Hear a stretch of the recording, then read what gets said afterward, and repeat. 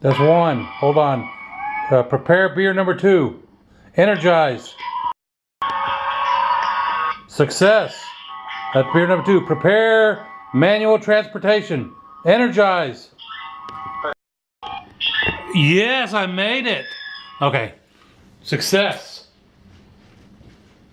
All right, so this is going to be Star Trek Discovery episode 1 and 2. Drunk review. I will have had a couple, but yeah, this was going down.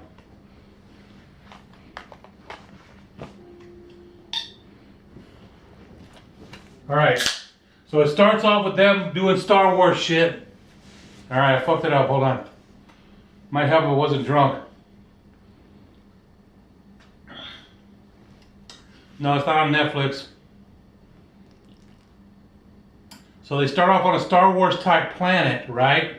And then they can't figure out whether to Star Wars or fucking the new Star Trek. But they're just starting it that way because, you know, all these young people born with an iPhone in their hand, they don't know shit these days. So they're trying to make it interesting for the young kids. That's what I figure.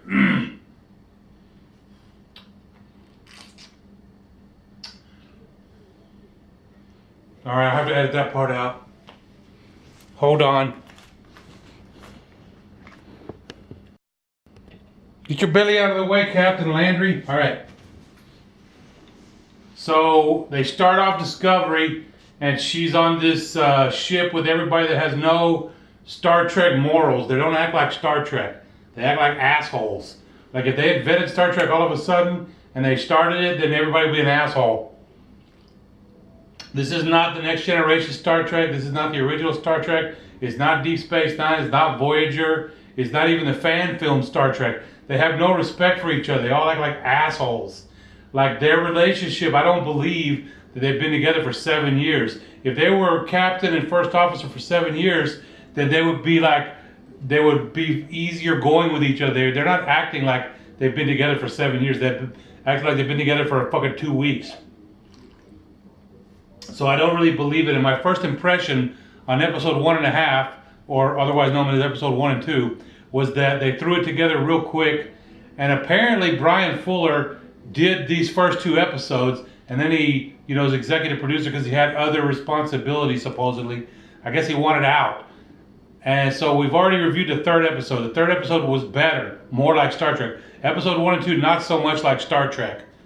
It's kind of fucked up that they put episode 1 and 2 to entice everybody in there, and we never even see the Discovery in episode 1 and 2. All of episode 1, no Discovery, no crew from the Discovery. Episode 2, no Discovery, no crew from the Discovery.